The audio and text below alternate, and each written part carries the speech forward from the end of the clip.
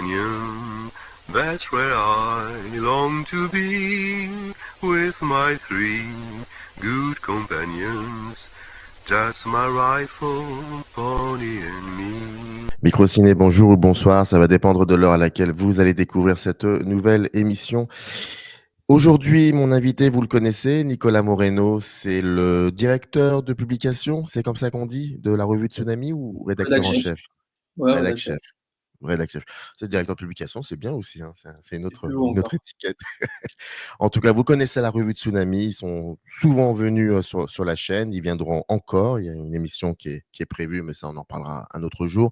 Et aujourd'hui, pourquoi Nicolas est là? Déjà parce que j'en ai envie, donc déjà c'est une bonne raison.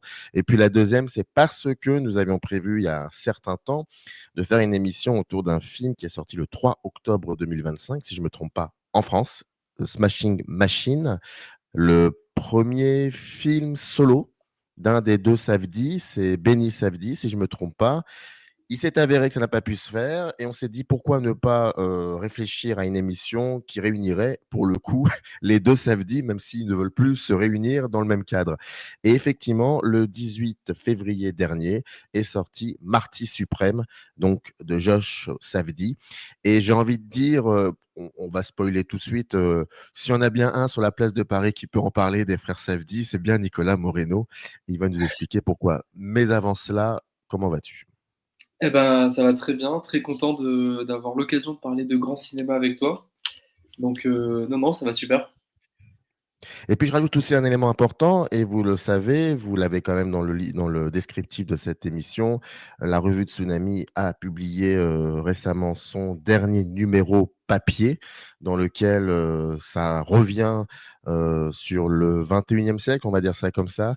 Et je pense que si vous êtes abonné à Tsunami et sur les réseaux sociaux, vous avez pu voir des top 10, voire des top 50 traîner un peu partout.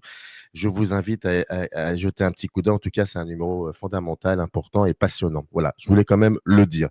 Je referme cette parenthèse. Alors, première question qui est extraordinairement basique, et on va revenir sur le fait que quelle est la raison qui fait que tu es sur la place de Paris la personne la plus appropriée pour en parler? Non, juste une question basique. On a dû te la poser, j'en suis sûr et certain. Je suis même sûr de te l'avoir posée hors caméra. Quand on voit ces deux films, l'un de Benny, l'autre de Josh, est-ce qu'on est maintenant sûr et certain de qui faisait quoi lorsqu'ils étaient ensemble et qu'ils avaient réalisé, par exemple, Uncut Games ou Good Time, ou etc., etc. Je pense que c'est compliqué comme question parce que on peut douter on peut se dire que le réel est quand même un petit peu complexe.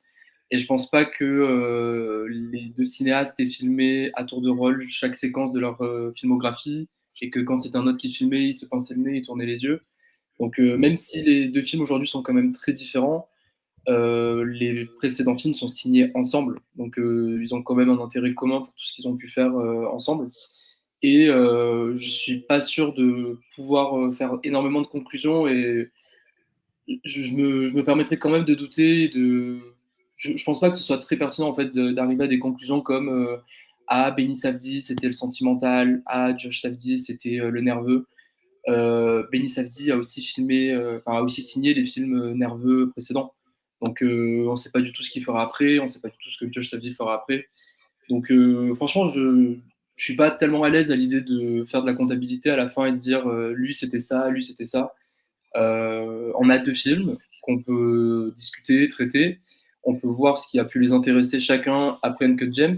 On a quand même quelques éléments qui ont été donnés dans la presse, en interview notamment, mais je sais pas. Franchement, ils ont quand même signé les précédents films ensemble et ça, on peut pas l'enlever à l'un ou à l'autre, quoi.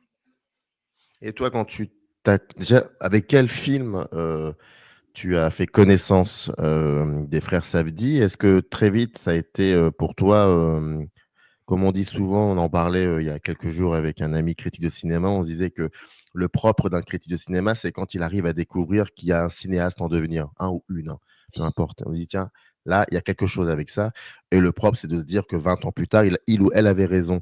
Là où je veux en venir, c'est que à partir de quel moment, quel film, dès le début, tu t'es dit, tiens, les Safdie, je pense on va passer un bon moment ensemble, vous et moi.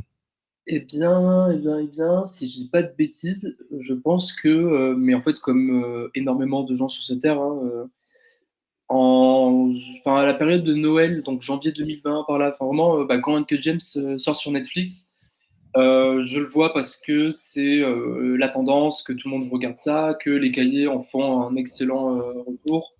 Alors je sais plus, oui, je pense que du coup, ils en font la critique au numéro de janvier, donc il n'est pas encore dans les top 10, mais en gros, ils disent que c'est un des grands films, enfin voilà. Et en effet, je vois un truc que j'ai jamais vu, qui me touche très particulièrement. Enfin, je comprends pas exactement à quel point ça devient personnel pour moi. Et en fait, à partir de là, j'ai découvert a posteriori Good Time et Mad Love in New York. Et après, en fait, c'est un moment où je suis en train de finir mes études, slash les continuer. Et en fait, je me dis que écrire sur les samedis autour d'un mémoire, ça peut être intéressant. Et en fait, à partir de là, j'embraye et je regarde tout le reste et je travaille un peu la question. Voilà. Mais en fait, c'est quand même Uncut James le point de départ, quoi. Qu'est-ce qu'il y a dans leur style, dans leur façon de regarder, je ne sais pas si on peut dire le monde, mais qu'est-ce qu'il y a dans leur mise en scène qui t'intéresse pour le coup? Alors en fait, du coup, on va dévoiler le pot aux roses, mais en fait, donc j'ai fait un mémoire de recherche sur les Safdie qui est en train de devenir un essai de cinéma qui va sortir en avril. Donc j'ai eu le temps de potasser la question et de la réfléchir. Et en fait, là où je commence à en venir, mais c'est dans une continuité avec Marty Suprême dont on pourra parler, c'est que on a toujours un personnage principal. On a toujours un personnage principal et on a toujours un personnage qui est en quête de sauvetage d'un monde, euh, d'un monde à soi, d'un petit monde qui paraît minable aux yeux de la société, mais qui est tout pour ce personnage-là. Donc, Uncle James, on peut dire que c'est sa famille. On peut aussi faire des suppositions plus larges que ça en parlant de peuple, on y reviendra. Mais en fait, dans Good Time, c'est une fratrie. Dans Mad Love in New York, c'est se sauver soi-même. Dans Eleni and the Kids, c'est sauver sa famille aussi. Donc en fait, comme ça, il y a quelque chose, je pense, qui m'a vraiment ému dans le sauvetage de quelque chose qui ne compte pas aux yeux du reste de la société, notamment de New York, où les Safdie ont tellement filmé cette ville. Il y a un rapport frontal et très violent en fait entre le petit groupe qu'on se crée soi-même et le flux permanent de la ville qui est anonyme, désintéressé, qui n'a pas qui n'a pas de sentiments, qui est d'une froideur. Voilà. Moi, je me souviens que lors d'une conversation, tu avais évoqué le mot superficiel par rapport à certains aspects. Je pense que c'était pour Marty Suprême, hein, parce qu'il faut pas trop voilà, faut pas les mettre tous dans le même sac. Mais c'est intéressant. Est-ce que cette présence forte, fondamentale de la ville de New York peut aussi avoir des répercussions sur la mise en scène des Safdie, pour le coup? Oui, oui, oui, du coup, moi, dans mon essai, ce que j'ai essayé d'écrire, c'était le régime d'image qu'avaient créé les Safdie et qu'ils avaient déployé durant tous ces films et qu'on retrouve alors plus dans Marty Suprême, mais on y reviendra. Alors j'ai essayé d'appeler ça en toute humilité un montage frénétique, mais en tout cas, il y a cette idée de frénésie. Et en fait, c'est vrai que même quand on lit les textes sur les Safdie, c'est un mot qui revient très souvent et sur lequel on ne s'attarde pas forcément. Et j'ai essayé un peu de donner de la substance à ce que serait un montage frénétique chez les Safdie. Et dans les récurrences qu'on retrouve dans leur mise en scène, il y a une obstruction permanente de la caméra. C'est-à-dire que les personnages sont très généralement, très souvent au centre de l'image, mais des choses passent devant eux. Donc ça se mêle à la manière de filmer même des Safdie qui a beaucoup travaillé avec de la longue focale. Donc ils ont beaucoup raconté que pour leur précédent film, par exemple, ils ont jamais coupé les rues à New York, ils ont toujours laissé les vrais New-Yorkais passer. Et en fait, en filmant depuis une longue distance avec des longues focales, du coup, tous les passants passent devant et ils sont en très gros plan et en fait, ils obstruent l'image pendant vraiment une seconde comme ça. Donc il y a toujours une obstruction de l'image et même dans Marty Suprême, il y a encore des gens qui passent devant, il y a des trucs. Il y a vraiment tout le temps des trucs devant les personnages des Safdie. Ce qui fait que il y a déjà un premier effet de saturation. Après, dans le montage frénétique, on pourrait aussi parler de la durée des plans. L'effet de style qui est anti-Safdien au possible, c'est le plan séquence. De mémoire, il n'y a pas de plan séquence chez les Safdie.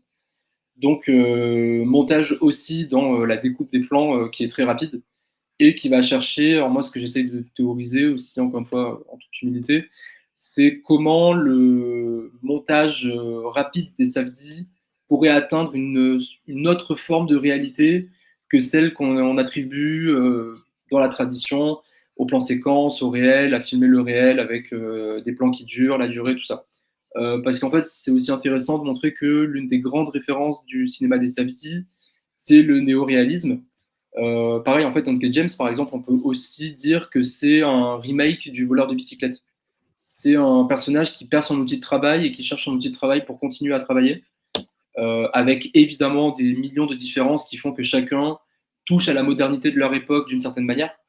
Mais là où le néo-réalisme a beaucoup travaillé sur la durée et en fait ancrer quelque chose dans la durée, c'était l'ancrer dans un territoire, etc. Les Safdie, pour atteindre à une sorte de réalité propre à la ville de New York des années 2010, pour aller rapidement, ne pouvaient pas passer par le plan séquence.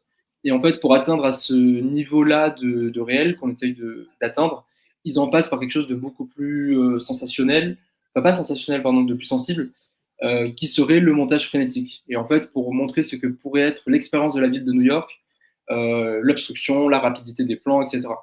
On notera aussi que cette rapidité des plans n'a rien à voir avec une question de lisibilité et que l'image est toujours lisible. Il n'y a pas une volonté de perdre le spectateur dans ce qu'on montre. Il y a une volonté de montrer quelque chose qui va très vite, quoi. Est-ce que c'est pour ça que, par exemple, quand on va essayer de ne pas forcément comparer ces 2 films, hein, même si Ouais. parfois, de temps en temps, peut-être je commettrais cette erreur-là et je m'en excuse d'emblée.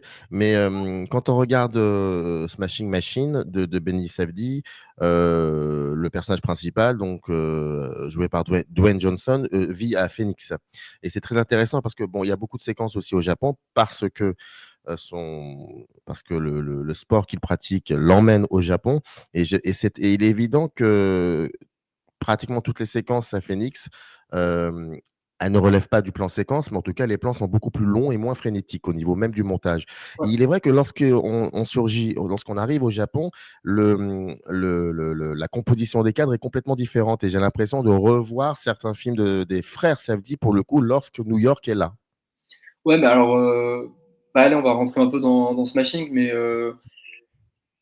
en fait, je pense que même avant de parler de Smashing et de Marty, il faut bien se mettre d'accord sur le fait que les Safdie ont toujours progressé sur tous les plans de leur cinéma en même temps, c'est-à-dire que de film en film, les budgets ont augmenté, le casting, la célébrité du casting a augmenté, la recherche frénétique, on pourrait dire, a augmenté, et en fait, Uncle James, pardon, est cette sorte d'acmé qui est à la fois l'acmé dans le cinéma des frères Safdie. Ils arrivent au stade maximal de ce qu'ils ont toujours cherché à faire, et ils ont toujours dit que c'était un peu alors Josh notamment, que c'était le film dont ils rêvaient depuis qu'ils ont commencé à faire du cinéma. Il y a une forte il y a une forte notion autobiographique aussi dans le film avec leur père et tout ça. Mais en fait, Uncle James, c'est vraiment le summum de ce qu'ils ont cherché à faire. C'est aussi une acmé parce que c'est le moment où Netflix s'impose complètement dans le mode de consommation de tout le monde. Et le film sort 2 mois avant le confinement, ce qui fait que le film a été beaucoup plus vu que ce à quoi on pouvait s'attendre légitimement. Et c'est aussi pour A24 le moment de s'imposer complètement. Et donc en fait, Smashing et Marty arrivent après ce film-là. Et du coup, en fait, il y a un peu la question de se dire qu'est-ce qu'on fait après avoir fait son chef-d'œuvre qu'on a toujours voulu faire, alors qu'on aurait pu complètement arrêter le cinéma et partir sur autre chose. Pourquoi faire un nouveau film et qu'est-ce qu'on va faire? Et c'est vrai que Smashing, là-dessus, il est assez déroutant parce que, bah, comme tu disais sur le montage phonétique, par exemple, il va complètement abandonner cette piste-là, en tout cas dans une certaine mesure. Et en fait, même dans les plans au Japon que tu dis, moi, par exemple, je trouve que on a beaucoup de plans sur Dwayne Johnson qui est filmé en train de marcher, de se balader. Et Mmh. tous ces plans-là dans la ville, je sais pas si tu t'en rappelles, mais c'est la musique de Nala Cinefro qui colle à l'image. Et Mmh. il y a quelque chose de. Enfin, moi, je trouve que le jazz de Nala Cinefro dans ce film-là cherche à créer de la profondeur chez Dwayne Johnson. On parlait d'artificialité. Je pense qu'il y a une vraie quête de profondeur dans le personnage de Dwayne Johnson et je pense que ça intéresse Benny Safdie parce que Dwayne Johnson est un acteur qui a été très mal regardé par le cinéma, qu'on n'a jamais voulu regarder en tant que tel, en tant que corps dans l'espace. Et par exemple, moi, je trouve que dans les plans où il se balade au Japon, tu vois, tu as l'impression qu'il est toujours en train de toucher la rambarde, comme s'il voulait un peu se connecter au monde. Enfin, je trouve qu'il y a quelque chose qui essaie vraiment d'ancrer le personnage dans l'espace dans lequel il évolue, espace qui est toujours étranger et qui est une notion au cœur du film. parce que tout devient étranger pour Dwayne Johnson. Et après, on en vient à cette fameuse villa. Et moi, en fait, alors je sais pas toi, mais je trouve que c'est filmé vraiment à la manière de MTV, c'est presque de la télé-réalité. Et bah, moi, du coup, ce que j'avais un peu essayé de conclure à partir du film, c'est que. Alors, on peut aussi dire que les Safdie ont toujours été tentés ou ont eu les yeux doux vers la forme hollywoodienne et n'ont jamais franchi le pas d'aller signer chez les studios. Et le fait d'avoir toujours été avec A24 fait que ils ont toujours appartenu au cinéma indépendant, mais A24 leur a permis de maximiser, de pousser les budgets au maximum pour atteindre une sorte de forme hollywoodienne. Et en fait, je pense que Smashing Machine, on pourrait le voir comme un film qui essaye de reprendre une forme mélodramatique à la Douglas Sirk, mais qui va la plonger dans le régime d'image des années 90 et 2000, MTV notamment.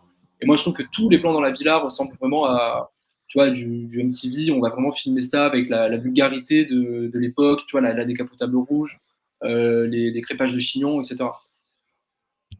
Mais il y a aussi le fait que le film s'ouvre sur un extrait d'une interview et donc le cadre est différent et à partir du moment où on est dans la fiction, le cadre s'élargit.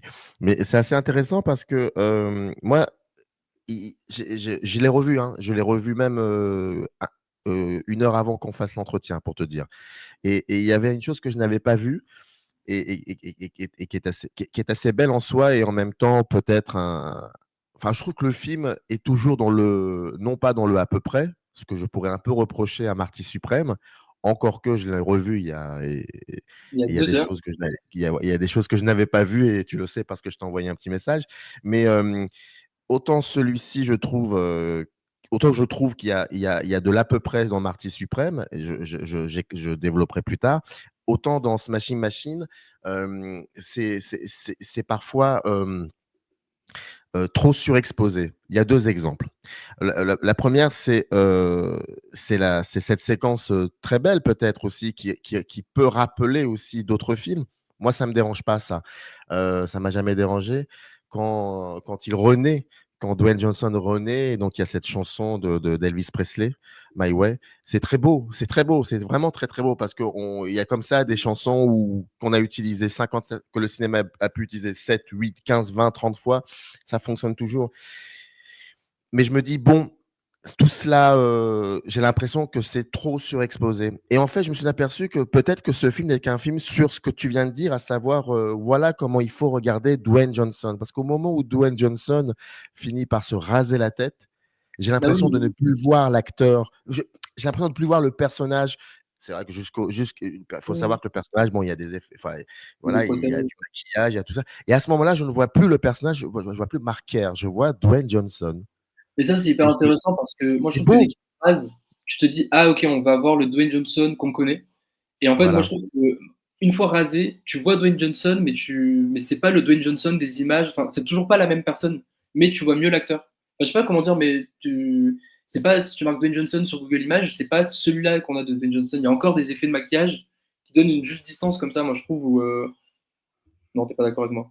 Non, c'est pas ça, je t'écoute et en même temps, je pensais à une phrase de Marty dans Marty Suprême vers la fin qui dit je suis fait comme ça, vous savez, moi je viens d'un univers où il faut se battre, il faut se battre.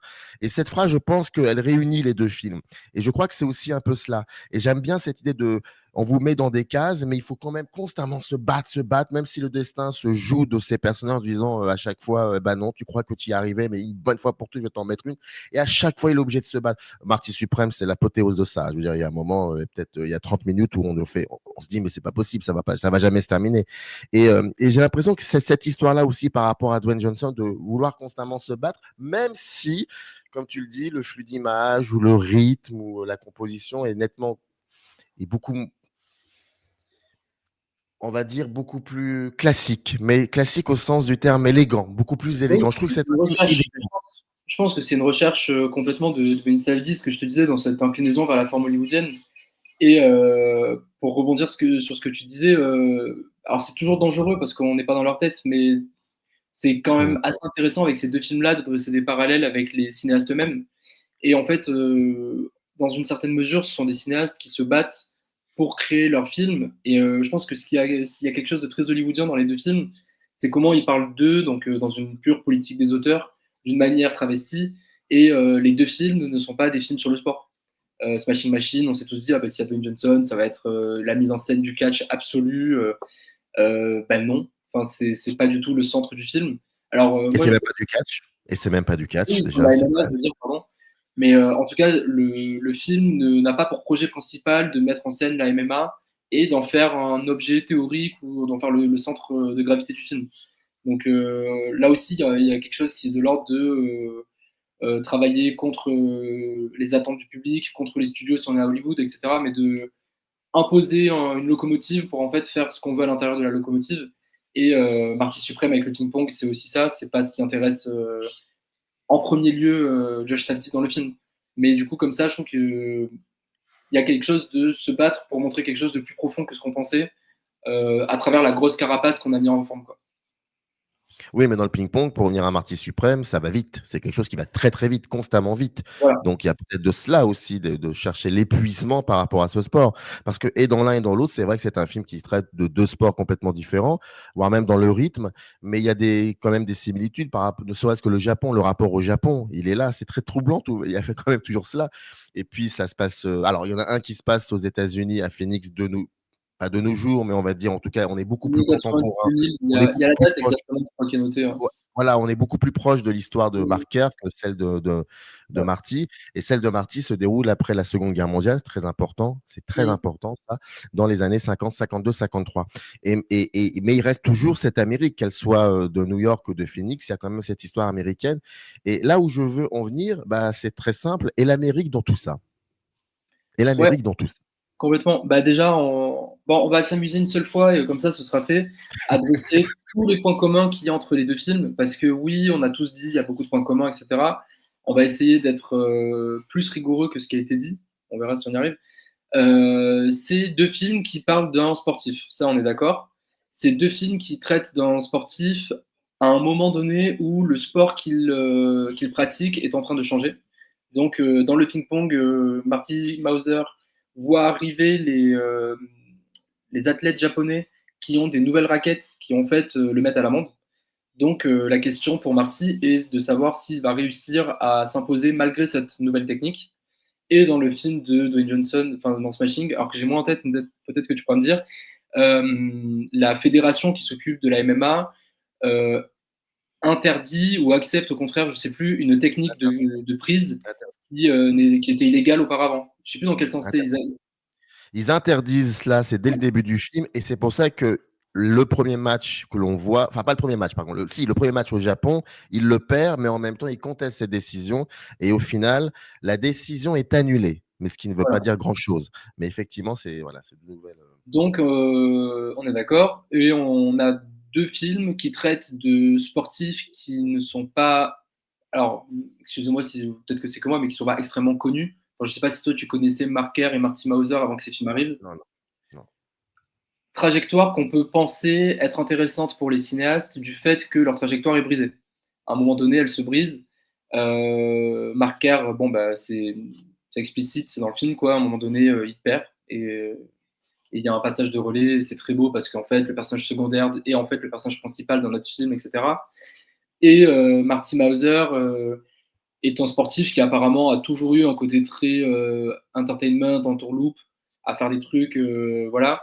Et donc, c'est pas une trajectoire classique de Rise and Fall ou de juste Rise avec un personnage qui va atteindre le sommet. C'est pas du tout ce qui intéresse les Savi.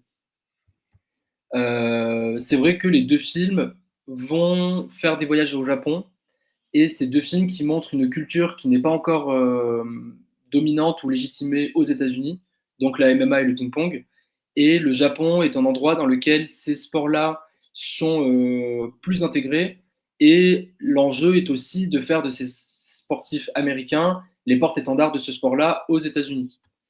Maintenant qu'on a dit ça, l'intérêt, je pense, du fait d'avoir eu des brisures dans les trajectoires de ces deux personnages, c'est en fait de poser la question très simple à ces deux personnages principaux, comment rester moderne?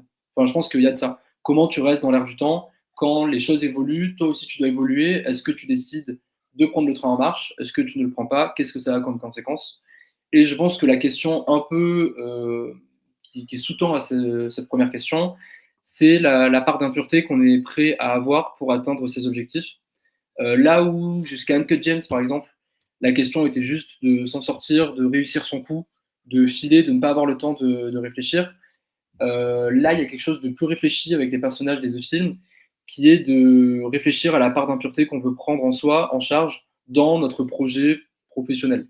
Et en fait, ce qui est assez beau dans Smashing Machine, c'est que le personnage se dit qu'à un moment donné, autre chose que le sport compte, que sa famille compte, que sa femme compte.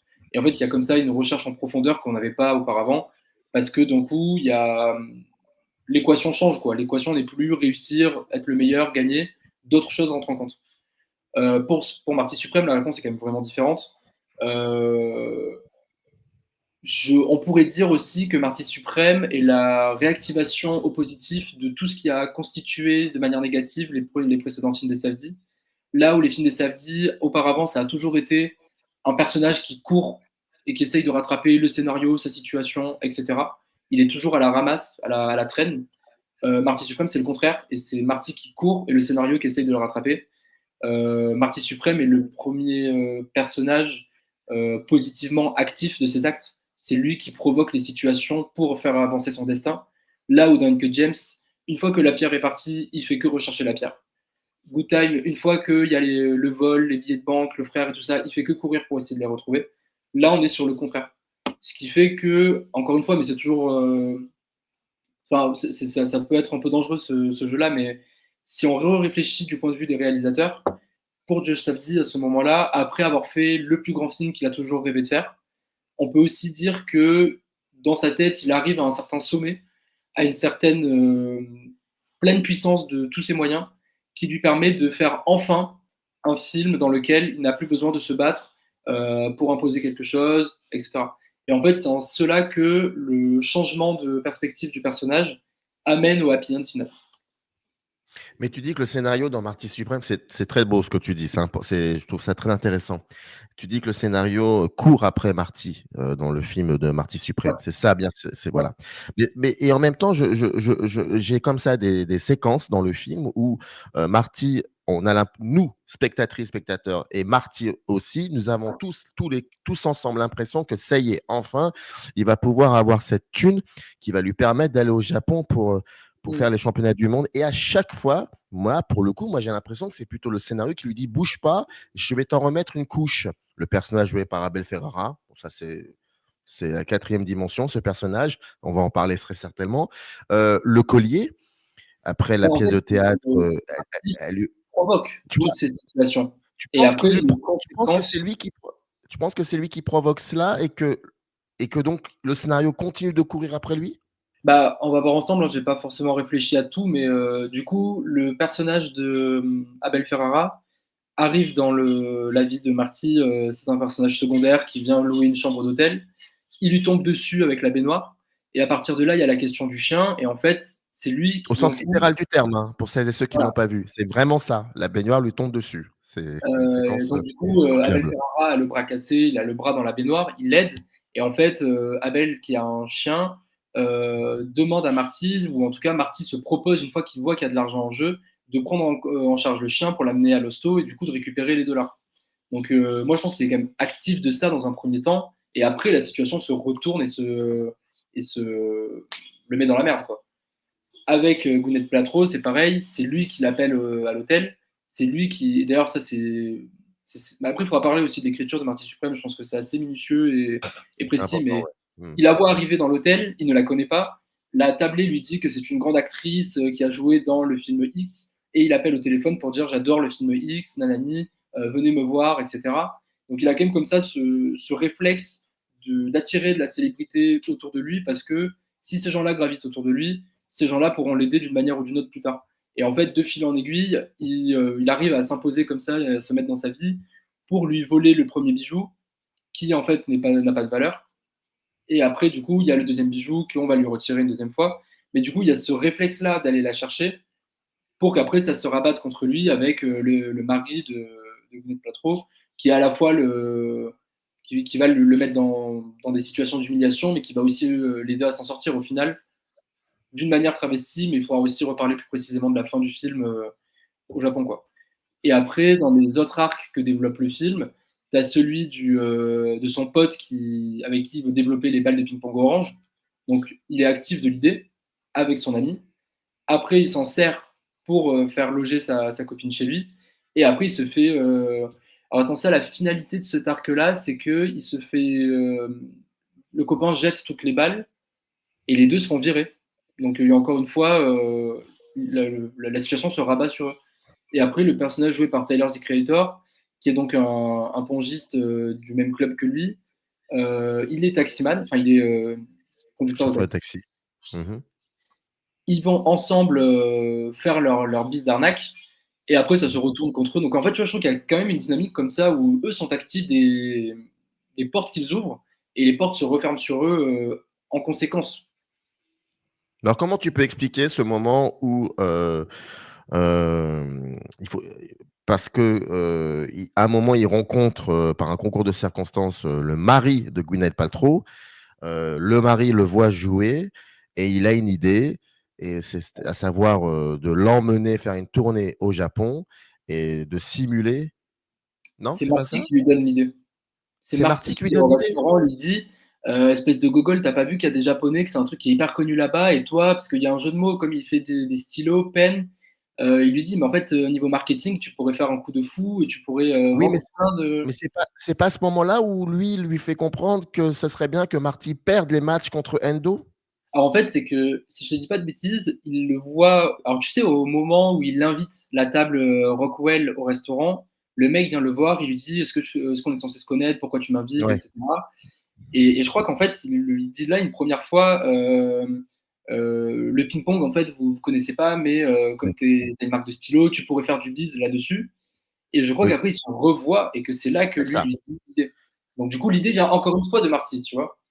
D'accord, alors c'est la deuxième fois dont je parle, c'est la deuxième fois, et c'est là et donc ils font connaissance à ce moment-là, et il lui propose cette idée-là, et l'autre, Marty refuse. Et il refuse. Bon, et ensuite, il le revoit, il a besoin d'argent, donc il se dit, il faudrait peut-être que j'accepte cette idée et tout. Et puis, encore une fois de plus, le mari refuse, mais d'une manière un peu plus cavalière. Et puis, il se retrouve encore une fois, mais là, pour le coup, c'est après la première de la pièce de théâtre dans laquelle joue Gwyneth Paltrow. Elle est choquée parce que je crois qu'elle vient de lire un texte Oui, négatif ouais. d'un critique théâtral. Et à ce moment-là, lui, il retrouve ce mari et Marty, et encore une fois de plus, il lui fait la demande. Et là, pour le coup, il accepte. Il dit, ma condition, c'est que ce que je te punisse devant tout le monde en te mettant une fessée avec une raquette de ping-pong. Mais et c'est ce qui se passe d'ailleurs, et à plusieurs reprises. Et à ce moment-là, j'ai l'impression qu'à ce moment-là, c'est la fameuse séquence que n'importe quel personnage qui court vers quelque chose doit à un moment, oui, peut-être punir, c'est un mot dur quand même, punir, mais à un moment, le film essaie de le remettre, de le recadrer pour dire voilà. Est-ce qu'il n'y a pas de cela dans ce film-là à ce moment-là? Alors moi, je suis pas vraiment d'accord, mais on va Parce que voir moi, un j'ai peu. l'impression qu'il ne change pas, hein. Oui, oui, je suis D'habitude, quand d'accord il y a avec ce ça. genre de séquence, le personnage change, mais lui, j'ai l'impression qu'il ne change pas. Parce que ce qui a toujours intéressé les Safdie, ce sont des personnages unilatéraux. Ce sont des personnages qui ne cherchent pas une certaine profondeur sur ce plan-là et qui ont le même objectif de la première image du film à la dernière. Le but d'un film des Safdie, c'est de réussir à atteindre cet objectif. Et Marty est très convaincu de sa propre personne, de son propre parcours, etc. Pour en revenir à la scène en question, je pense que c'est le moment où il faut parler de l'écriture même du film. Donc, Josh Safdie écrit avec Ronald Bernstein, qui est le collaborateur des Safdie de longue date. Ils écrivent ensemble depuis plus de 15 ans. C'est un couple très bien qui sait travailler ensemble. Bon, il n'y a pas Béline Safdie, mais ça ne les a pas empêchés d'écrire le film. On a beaucoup parlé des influences de Josh Safdie sur ce film-là. On a beaucoup cité Martin Scorsese. Euh, on va plutôt citer Paul Thomas Anderson. Alors, juste pourquoi pas tellement Martin Scorsese? Parce que je pense que le rapport à la musique, le rapport au plan séquence, le rapport à la contre-société chez Scorsese est complètement différent de celui des Safdie. Ça ne veut pas dire qu'il n'y a pas d'influence de l'un sur l'autre, mais je pense que là où Martin Scorsese, on le retient surtout pour avoir décrit des modèles de contre-société mafieux, la mafia est complètement datée pour les Safdie, ne correspond à aucune de leurs réalités. Et les contre-modèles que les Safdie proposent sont toujours des modèles beaucoup plus réduits autour d'une famille, autour d'une profession qui navigue entre l'égalité et l'égalité. Pour prendre la bijouterie, où il fait venir la pierre de manière illégale, mais c'est quand même une bijouterie. Donc en fait, les modèles de contre-société chez les Safdie sont beaucoup plus fermés, beaucoup plus sûrs que ceux de Scorsese. Donc ce serait plutôt à voir du côté du rythme, du travail des séquences, de leur enchaînement, etc. Mais du coup, ce qui m'intéresse pour revenir à la question, c'est que dans l'écriture du film, s'il y a une référence, à mon sens, c'est plutôt celle de Paul Thomas Anderson, et dans l'écriture chorale du cinéma états-unien. Et en fait, ce qu'il y a de magnifique, à mon sens, dans Marty Suprême et sur cette séquence-là, c'est que Josh Safdie a grandi. Josh Safdie, dès qu'il fait ce film, il a un enfant, c'est plus un adolescent, il n'a pas 30 ans, il n'a pas cet âge-là. Et en fait, dans l'écriture, il fait venir Gwyneth Paltrow parce que ça l'intéresse de filmer une femme de 50 ans. Ça l'intéresse de mettre en scène cette chose-là, parce que moi, je l'ai vu qu'au deuxième visionnage, mais je trouve ça assez fou comment en fait le film montre comment le personnage du mari, qui est joué par Kevin O'Leary, si je ne dis pas de bêtises, en gros paye la pièce de théâtre de sa femme. Et en fait, j'avais pas capté ce détail-là, mais en fait, dès qu'il y a la première de sa pièce, déjà Marty a une place parce que le but est de remplir le théâtre pour pas que ce soit en four. Et en fait, il y a des gens de l'entreprise de son mari qui sont venus et qui applaudissent au mauvais moment. Et en fait, je sais pas si tu as repéré ça, mais Pas du coup, marqué ça. Pas en marqué fait, ça, non, non. elle arrive sur scène et il y a le truc qui tombe et elle sort, elle fait face au public, elle donne une réplique, elle se tourne, donc elle est face au public. Là, le public applaudit. Donc en fait, Ah, tu mais vois ça, c'est normal. Ça, c'est normal parce que c'est ce qu'on fait au théâtre quand tu as une actrice célèbre qui arrive sur sa scène, on l'applaudit. C'est normal. ah bon bah moi je enfin C'est comme ça qu'on fait. je trouve ça Non, non, mais c'est sûr. Ah, je te mais, jure que je dis pas de bêtises, hein. Vraiment, ouais, pour avoir vu pas mal de pièces de théâtre avec des comédiens un peu, tu sais, un peu ouais. prestigieux, quand Michel Bouquet arrivait, on applaudissait Michel Bouquet. C'est un truc qui se fait, voilà. Donc, qui se fait. En tout cas, quand elle se retourne et qu'elle l'entend applaudir, elle a un sourire, elle a une espèce d'expression qui n'était pas prévue de sa part. Mhm. Et là, tu te dis, ah ok, on est en train de voir une actrice qui se rappelle la joie, la puissance qu'elle pouvait avoir auparavant et qui ressurgit Ouais. en elle d'un coup comme ça. C'est bon, et en fait, c'est quand même des applaudissements factices. On l'applaudit pas parce qu'elle est géniale, on l'applaudit parce que c'est un nom des années Mhm. précédentes. Donc il y a quand même ça qui est en jeu. J'ai essayé de m'en sortir, j'espère que ça va. Non, mais Euh, puis c'est très beau parce que, écoute, et pardon de te couper la parole, j'en suis désolé, mais on va. Ça, par contre, c'est des petits private jokes et je pense que ces private jokes ne construisent pas une critique de cinéma. Mais c'est toujours très intéressant de voir que ce soit Gwyneth Paltrow, qui est une actrice qui a eu un moment comme ça très important dans les années 90 avec ce film dont je me souviens plus, Shakespeare et moi, ou je sais plus comment. L'autre, Voilà. Je sais plus comment s'appelait ce film, et je sais que il y aura des commentaires. Mais là où je veux en venir, c'est qu'elle a eu une période et ensuite une petite traversée du désert. Et le fait de voir que ça soit cette actrice-là et qui se fait applaudir et ce sourire qu'elle a, je trouve que j'ai envie de croire que c'est un sourire non pas factice, mais plutôt sorti du contexte du film. On va dire ça comme ça. exactement. Mais et en fait, même si c'est pas le cas, le Josh Safdie a réussi à filmer ce sourire pour qu'on Oui. puisse penser ça, et c'est ça qui est magnifique. Mm. Donc, on a quand même ce personnage qui trompe son mari. Son mari n'est pas dupe. Enfin, je vois pas dans quelle mesure son mari est incapable, ou en tout cas est capable de se mentir à lui-même et de croire que sa femme ne le trompe pas. Dès qu'il y a la fête, elle arrive en retard à cause de Marty. Ils étaient dans le parc en train de faire tu sais quoi. Bon, Mm. c'est un personnage qui se ment à lui-même pour garder la face. Encore une fois, il y a une question de surface, etc. Mais dès que Marty revient à la charge, donc déjà il y a quand même un travail sur l'humiliation qui est fait dans le film qui est assez puissant, où l'une des manières de voir le film serait de dire que gagner, c'est réussir à humilier plus que les autres et réussir à dominer plus que les autres. Ce qui est grosso modo le fonctionnement du capitalisme, hein. Enfin, on reviendra aussi là-dessus si tu veux, mais ça communique. Quand il vient voir Kevin O'Leary et qui lui demande d'aller au Japon dans son jet privé et de finalement accepter de faire le voyage commercial qui lui permettrait d'avoir l'argent de faire la vraie coupe de ping-pong, parce que ça aussi c'est assez précis je trouve, mais pour celles et ceux qui n'auraient pas vu le film, le personnage de Marty Suprême, de Marty Mauser, supplie le commercial Kevin O'Leary de l'emmener au Japon faire un faux match de ping-pong dans lequel il est prévu qu'il perde pour la marque de Kevin O'Leary, Mais ce partenariat, du coup, serait rémunéré et permettrait à Marty d'être au Japon aussi pour le vrai championnat de ping-pong, les matchs non faussés. Kevin O'Leary, sachant très bien l'équation dans la tête de Marty Mauser, a quand même intérêt à le faire venir pour la marque. Parce que du coup, ça ferait des images aussi, États-Unis, Japon, la médiatisation serait toujours plus large, plus belle, il y aurait un happening, etc. Donc en fait, si tu veux, l'enjeu n'est même pas tellement pour l'écriture du film, pour Josh et Ronald à l'écriture, de dire comment il va réussir à aller au Japon. C'est écrit d'avance qu'il va finir par y aller. La question est de comment on va lui faire, à quel moment on va le faire accepter. Et du coup, la séquence d'humiliation avec la raquette, c'est d'abord une revanche de Kevin O'Leary sur Marty Mauser pour moi. Et j'ai l'impression que les raquettes qu'utilise le mari de Gwyneth Paltrow, j'ai l'impression que c'est des nouvelles raquettes. C'est pas les raquettes Ce sont celles anciennes qui que. sont floquées avec son logo. Donc du coup, il y a une double humiliation. Il y a C'est ça. l'humiliation physique, de me mettre des fessées à un jeune homme devant j'imagine, ses amis actionnaires, ou enfin, j'en sais rien. Et il y a aussi l'idée de, moi, avec ma marque, je vais imprimer mon nom sur ton cul. Enfin, tu vois, Et je pense que c'est là où il y a aussi une revanche du personnage du mari sur l'amant. Et il sait très bien ce qui se passe entre eux. Et du coup, il lui met son nom sur les fesses, littéralement. Enfin, et j'en profite aussi pour dire que alors, je ne sais pas si c'est quelque chose qui ne me concerne que moi, mais la manière dont il filme les hommes losers dans le film est magnifique, donc notamment Kevin O'Leary, et aussi le premier, le vrai copain, entre guillemets, de sa copine à Marty, qui apprend qu'il est trompé, et tu sais, dans la séquence où il est torse nu et il casse tout dans la maison. Hmm.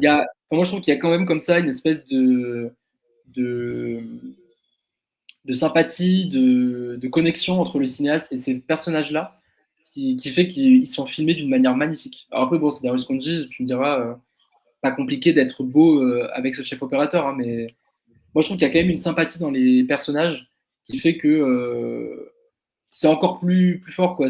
On va pas chercher à montrer les bons, les méchants, les bons capitalistes, ceux qui ont bien fait, qui ont eu un argent éthique ou quoi. Il y a juste des gens qui sont traversés par un système sans concession, et des fois on perd, des fois on gagne, et tu vois, la violence dépasse la question de l'empathie ou quoi. Dans le film Smashing Machine, pendant plus de 1h50, 52, 53, il est vrai que c'est pas un loser ce personnage, mais en tout cas, on a une empathie pour ce personnage qui est assez incroyable dès le début d'ailleurs du film, hein, dès le début, parce que il vient de remporter un match, Tu il a parles de bien Marc, terrassé son adversaire. Dans Smashing Machine, hein, je parle ouais, de Marc, hein, tu parles du personnage principal. de Marker. Ouais. Au début du film, Marker vient de gagner un match, il a terrassé son adversaire et il est très attentif de savoir comment va son adversaire. Il a envie de savoir parce que, et ça, je trouve ça très beau. Et j'ai l'impression que, voilà, pendant 1 heure, ça, c'est pour rebondir sur ce que tu disais concernant les personnages de loser dans le film Artiste Suprême, comment Josh Safdie les regarde par le prisme de son DOP. Bon, bah moi, quand tu regardes pratiquement la dernière séquence de Smashing Machine, c'est le véritable marqueur que l'on voit qui sort, je crois, Ça d'un marche. espèce de supermarché avec son caddie, c'est un truc incroyable. Et moi, à ce moment-là, comment Benny Safdie regarde ce vrai marqueur, moi, en fait, pour moi, il n'y a rien de changé. C'est la même manière qu'il a eu de regarder Dwayne Johnson pendant plus d'1h50. C'est très troublant. Et je viens de m'en rappeler par rapport à ce que tu disais concernant les personnages de loser dans Marty Suprême. Ouais, mais c'est magnifique parce que. Enfin, alors déjà, ce qu'il y a de si beau dans Smashing Machine, c'est que on montre un personnage qui perd, et perdre dans le jeu du capitalisme, c'est le plus bas possible de l'échelle, et qui trouve de la profondeur, en fait, qui accède enfin à de la profondeur, et qui trouve que par-delà gagner et perdre, autre chose est important dans la vie. Et en fait, même dans la défaite, on apprend des choses. Ce qui permet aussi de dire que pour des films sur le sport, prétendument, le climax de ces films-là arrive dans le premier tiers, la première moitié, mais la défaite qui permet de relancer les deux films arrive très tôt dans le film. Là où dans un biopic normal, traditionnel, ça aurait été la fin du deuxième acte avant l'acte de la résilience ou quoi que ce soit. Mais dans la construction des films aussi, il y a quand même quelque chose de pas normal. Je trouve que les défaites arrivent très tôt, et du coup, tu te dis, mais si là il perd, il se passe quoi ensuite? C'est quoi le projet? Et là aussi, on arrive vers une autre profondeur que n'auraient pas eu les films s'ils avaient été des films de sport traditionnels. Et pour revenir à ce que tu disais, que je trouve très beau et auquel j'adhère, hein, la question de la violence dans Smashing, elle est d'autant plus intéressante que c'est le propre même du sport, de se mettre des coups. Et là, alors moi, c'est un débat que j'ai pas du tout tranché et je suis assez le Mmh. seul à le penser dans mon entourage, mais je trouve qu'il y a quelque chose de très beau dans la manière où le Mark Kerr n'est jamais présenté comme une brute dont la violence pourrait ne pas être contrôlable, et où la violence pourrait devenir dangereuse pour les autres. J'en ai notamment parlé avec des amis critiques et cinéphiles femmes qui me disaient qu'elles n'étaient pas d'accord avec cette analyse. Mais par exemple, moi je trouve que la séquence où il s'engueule avec sa femme dans la maison, je suis assez intéressé, je suis assez ému dans la manière où le personnage ne va frapper que des objets. Donc tu sais, il va casser la porte. Et la violence, en tout cas, moi, j'ai perçu comme ça, et peut-être que Mmh. je suis seul. Mais Mais ça n'empêche pas de dire qu'il est violent quand même. Ce moment-là, je le vois très bien. C'est-à-dire qu'en fait, il conne sa femme. En faisant ça, il conne sa femme en faisant ça. ouais, mais alors, et après, ce qu'il y a de magnifique, c'est que dans la séquence d'après, sa femme Mmh. s'enferme dans la salle de bain pour se Oui. suicider et il recasse la porte pour cette fois la sauver. Donc en fait, je Ah, trouve tu que as comme raison. ça, Tu as raison, c'est il y a vrai. quelque chose de assez magnifique dans la manière où la violence n'est jamais quelque chose d'incontrôlable. Enfin, moi, je trouve que par exemple, la violence n'a rien à voir avec une question de masculinité dans le film, ou qui viendrait questionner une masculinité toxique, pas toxique, etc. Elle va chercher complètement autre chose.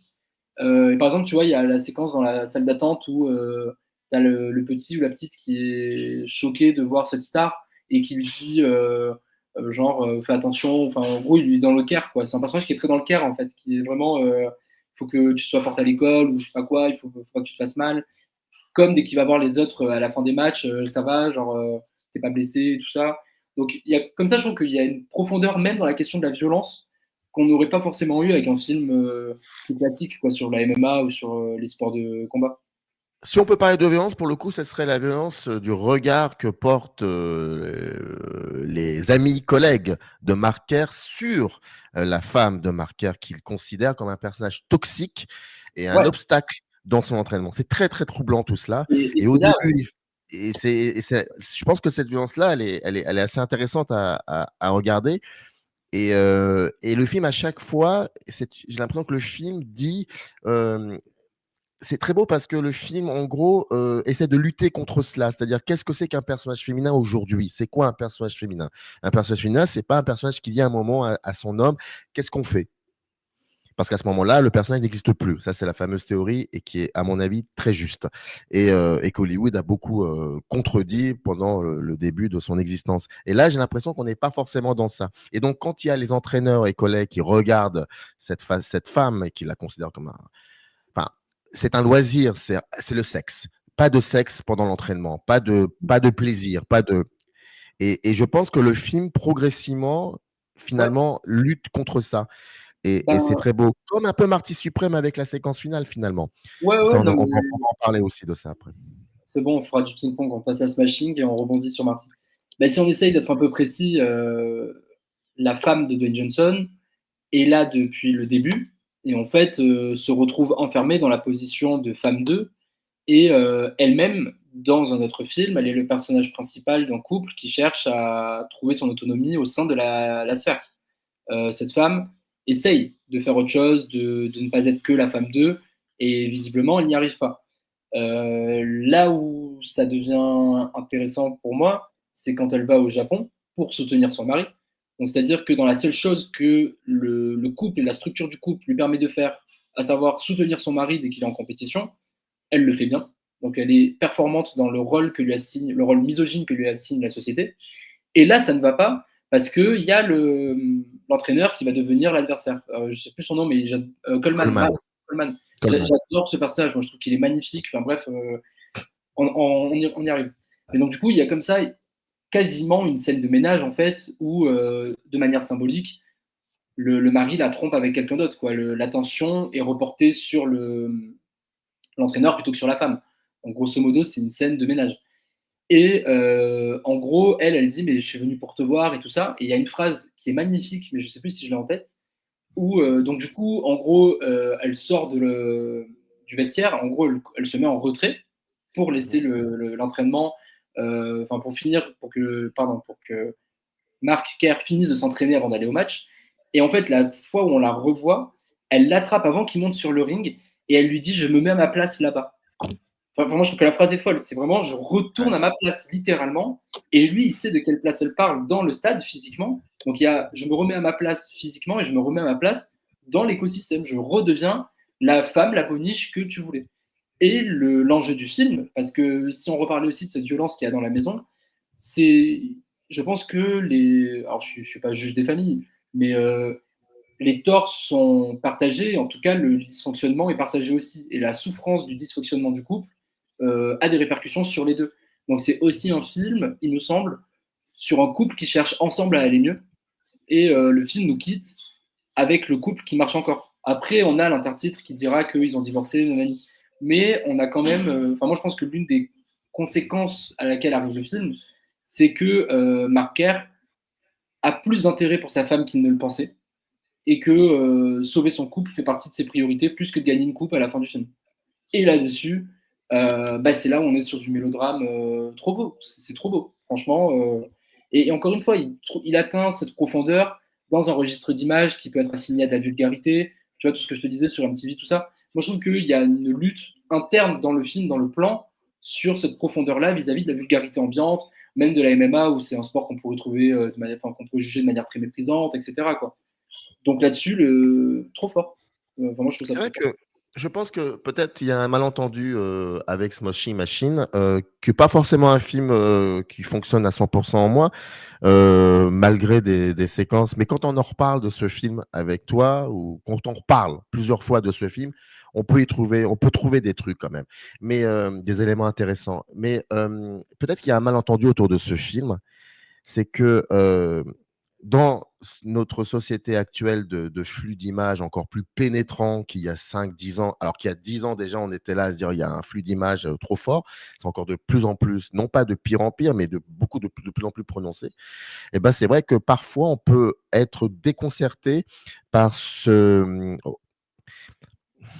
allez, je vais dire, simplicité. par ce retour à un certain cinéma qu'on n'avait pas forcément l'habitude de voir depuis 20 ans dans le cinéma américain, Mmh. plus ou moins Complètement. mainstream, et on peut être déconcerté finalement par cela, et d'un, et de deux, par rapport à Marty Suprême, et bien là où moi je me dis, que je trouve brillantissime, c'est un film brillantissime. Mais à un moment, je me dis, mais finalement, tout ça pour ça. Et c'est très troublant. Et après, on va parler d'une chose qu'on n'a pas encore évoquée et qui est pour moi qui est assez. Voilà, ça, si on ne parle pas de cela, vraiment, c'est qu'on est passé à côté de beaucoup de choses. Mais juste par rapport à cela, par rapport à cette manière je dis pas un cinéma anachronique d'un côté et un cinéma qui serait plus moderne, mais qui finalement devient un pétard mouillé. Mais je pense que la question du flux d'images est très importante chez les Safdie. Complètement. Et le montage frénétique, ma grande invention que vous lirez Que en tu dis. avril dans mon livre, parle complètement de ça. Et en fait, moi, je trouve que là où c'est assez magnifique, c'est que Uncut James, qui est leur chef-d'œuvre, est un film qui a été mal vu, un film qui a été vu sur Netflix, sur des écrans domestiqués, donc un film qui a été vu sur un petit écran, et un film qui a été vu pendant que des gens faisaient le ménage, repassaient, dormaient, mangeaient, s'engueulaient, cuisinaient. C'est un film qui a été vu, c'est un film qui ne nous mérite pas d'une certaine manière. On n'a pas assez bien vu ce film, on ne l'a pas vu sur le grand écran, on ne l'a pas vu de la bonne manière. Donc, même dans le flux, dans les partenaires avec lesquels les Safdie ont fait des films, cette question du flux intervient. Ils ont aussi déjà montré leur intérêt pour la série, The Curse. Ils ont été producteurs d'une série documentaire dont je te parlais, Telemarketers. Bref, il y a une question du flux qui est évidemment là, présente. Mais là où la question du flux va peut-être atteindre quelque chose de plus beau avec ces deux films complètement différents, c'est que sur ce que je te disais, de réfléchir un peu à est-ce que ces deux films finalement ne poseraient pas la question de la modernité à leurs personnages comme à leurs cinéastes. D'ailleurs, encore une fois, il y a une espèce de travail parallèle en fait. Les réponses sont super belles et différentes, pas forcément contradictoires. Et c'est ça la magie du cinéma, c'est qu'on peut faire un film après l'autre qui va le contredire sur un point, et c'est pas grave. Je pense que les deux trouvent une modernité d'une manière complètement différente, ce qui montre aussi quand même la richesse du duo quand même, hein, de faire deux films aussi similaires sur les présupposés, tu vois, sur tous les points communs qu'on a dressés, et aussi différents sur la facture, sur la réception, sur les recherches derrière. Donc il y a déjà de ça. Mais je pense que le point principal avec ces cinéastes-là sont qu'ils vivent à New York. Et si on a regardé leur court-métrage, si on a regardé leur premier film, leur énergie vient de là, mais elle ne vient pas de là, encore une fois, comme chez Scorsese, de l'énergie économique de la ville ou des rapports conflictuels qu'il pourrait y avoir au sein de la ville, mais elle vient au sein même du rythme de la ville. Et alors je conseille, parce qu'on n'aura jamais assez conseillé ce film, si vous ne l'avez pas vu, de voir le court-métrage de Black Balloon. C'est un court-métrage qu'ils font, si je dis pas de bêtises, entre Lenny and the Kids et Mad Love in New York. Il doit durer une quinzaine de minutes. Et là, les cinéastes élargissent leur cinéma, leurs motifs, leurs obsessions, si on veut, en mettant comme personnage principal un ballon de baudruche, montrant en fait d'une certaine manière l'universalité de leur thématique, etc. Mais en fait, le film ne fonctionne qu'avec le rythme et le flux de la ville. Et c'est des vagues, des vagues, des vagues, des vagues de gens. Et en fait, je pense que la frénésie de ce film-là travaille dans un premier temps uniquement à restituer ce rythme-là, et dans un deuxième temps, et c'est pour ça que ce flux, cette frénésie s'applique à des personnages aussi différents. Parce que dans mon essai aussi, j'essaye un peu de montrer ça, comment la typologie des personnages des Sabdi montre qu'elle concerne toute la société. Elle peut concerner un ballon de baudruche perdu dans une ville. Mad Love in New York, on parle de toxicomane. On peut avoir des citoyens comme dans Good Time, ce sont des personnes qui, avant qu'elles rentrent dans leur fuite et tout ça, ce sont deux jeunes hommes, on peut imaginer des citoyens de classe moyenne, travailleurs, je sais pas. Avec Uncut James, on est sur une classe quand même supérieure qui a des moyens.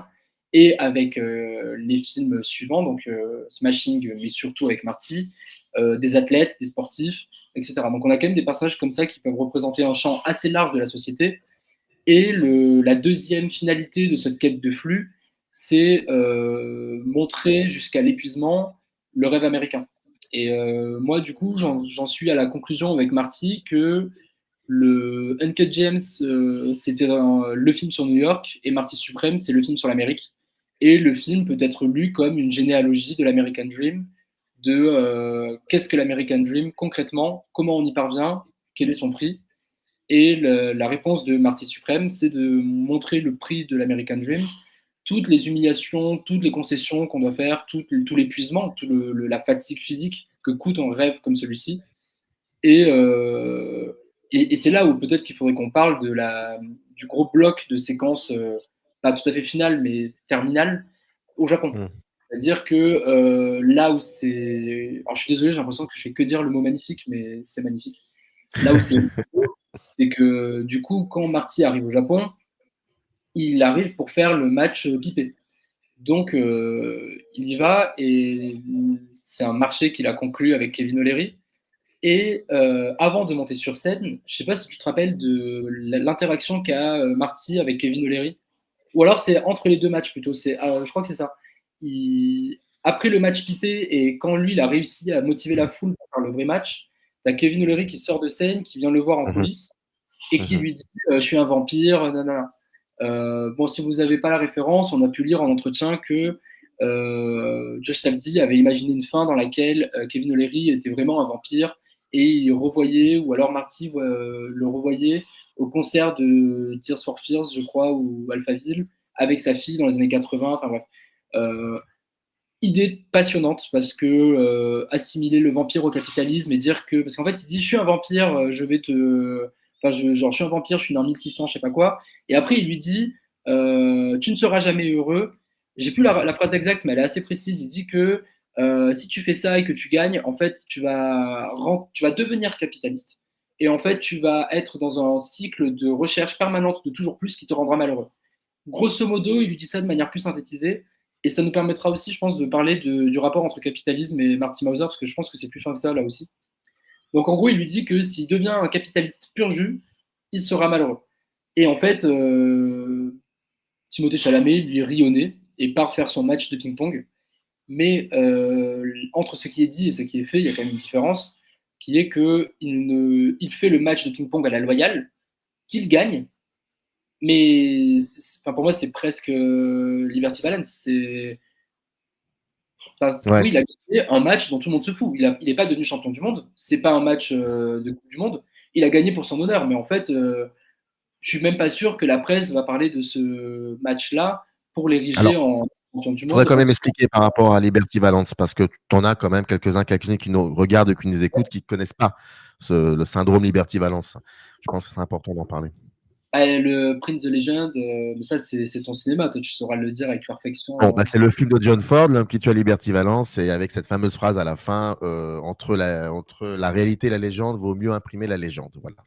Voilà. Et donc, Donc il y en a ce fait, c'est système. que le match à la loyale qui définirait vraiment qui est le meilleur des pongistes donne la victoire à Marty qui gagne loyalement, mais c'est Mhm. une victoire qui n'est pas inscrite dans un match, dans une Coupe du Monde, dans une coupe avec de l'argent, enfin dans un processus athlétique.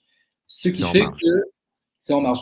Et par exemple, il y a le personnage, je sais pas, le directeur de la Fédé, un truc comme ça, qui annonce au cours de cette séquence publicitaire que la Coupe du Monde arrive genre dans 2 semaines au Japon. Il ne gagne pas de laisser aller à la Coupe du Monde qu'il rate. Ça aussi, ça me semble important. Et là où ça me semble important, c'est que du coup, pour faire un peu le topos sur le capitalisme, moi je trouve que ce match est démentiel parce qu'il y a une double humiliation.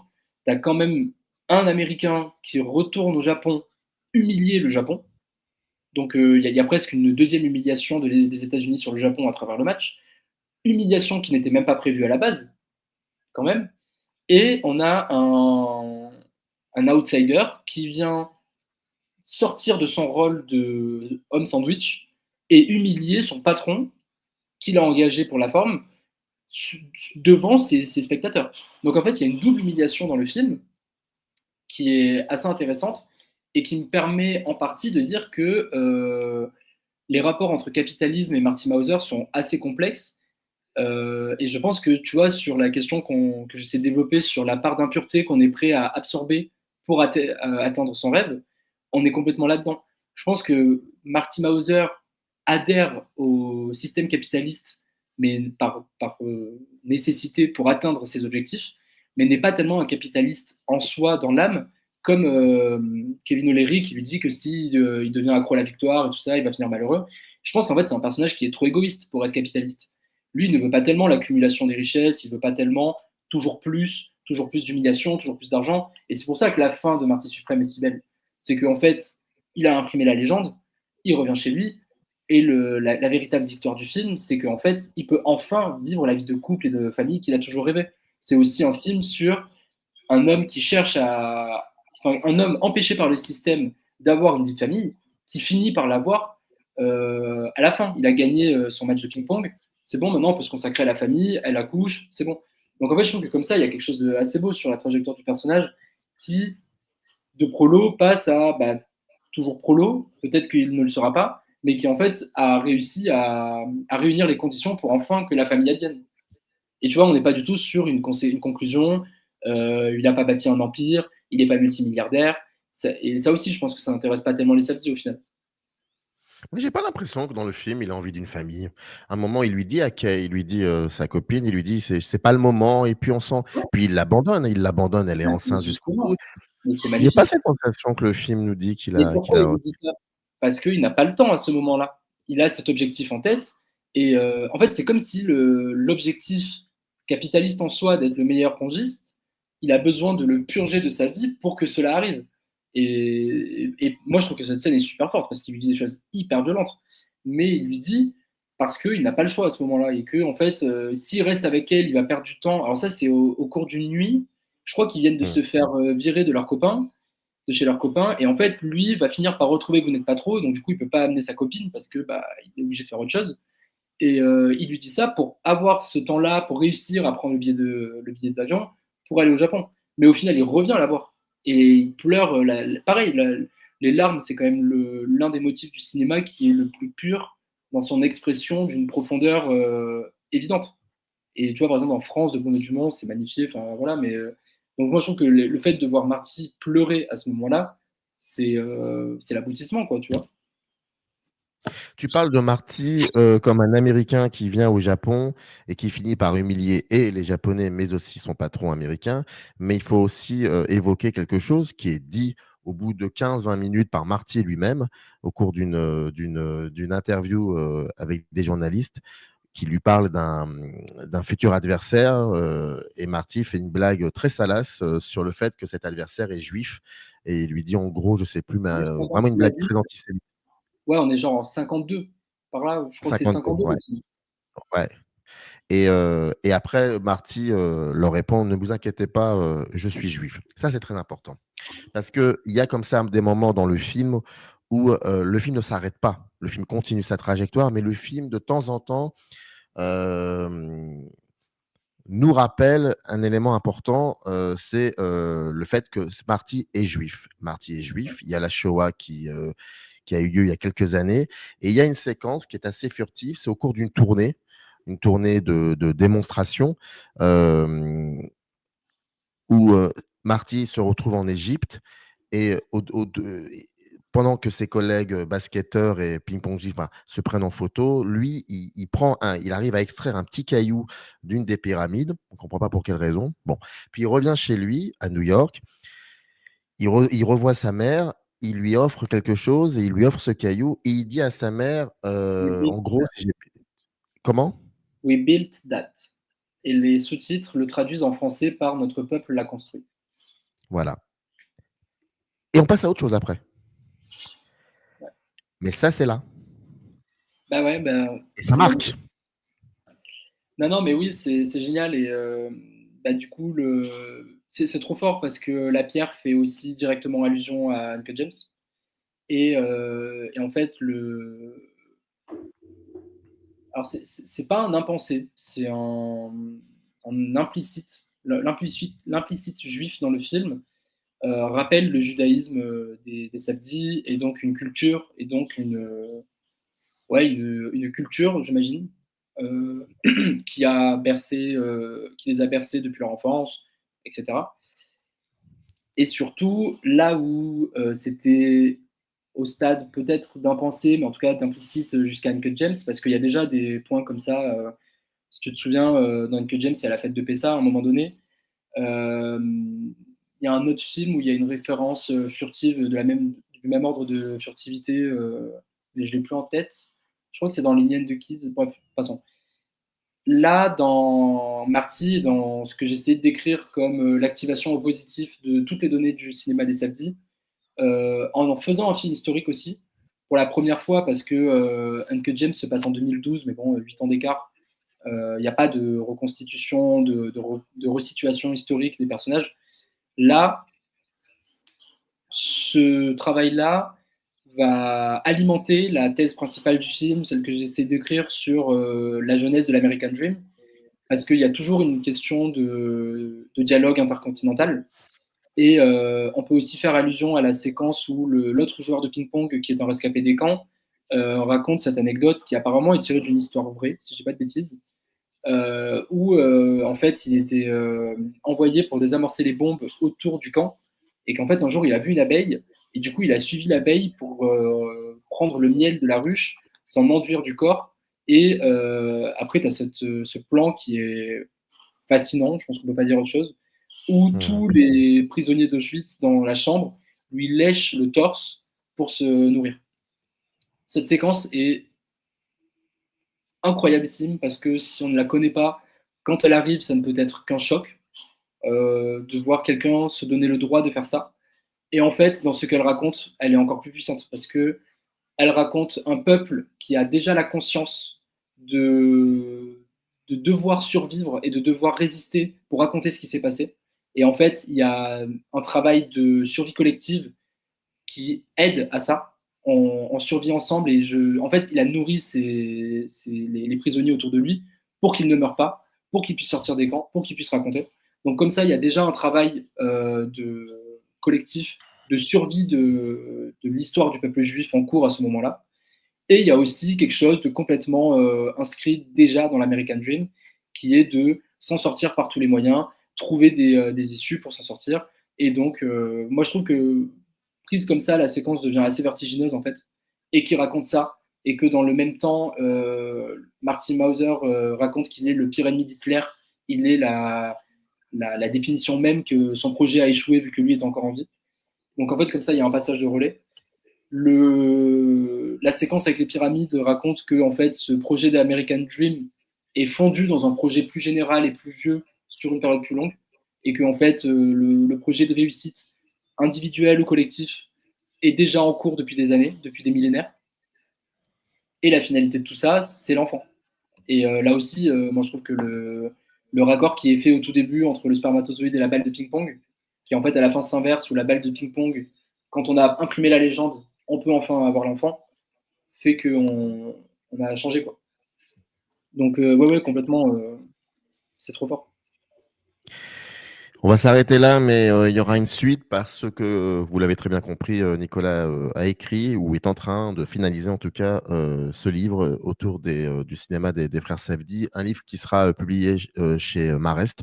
Ouais, C'est connu, il l'a dit, il l'a annoncé, donc on peut le dire et qui sortira, je crois, fin avril. Donc ouais, je pense que probablement. tu reviendras, en tout cas, durant cette période-là pour nous parler de ce livre. Merci à toi, Nicolas Moreno, donc rédacteur en chef de la revue Tsunami. On a parlé un peu de The Smoshing Machine et de Marty Suprême, pardon. Et n'hésitez pas à nous donner quelques commentaires autour de ces deux films. Je sais que l'émission était attendue par certaines et certains concernant surtout Marty Suprême. Et en tout cas, merci Nicolas de nous avoir consacré un peu de ton temps pour en Merci. parler. Merci à toi. Toujours un plaisir. Générique. Rise in the canyon, that's where I long to be, with my three good companions, just my rifle, pony and me.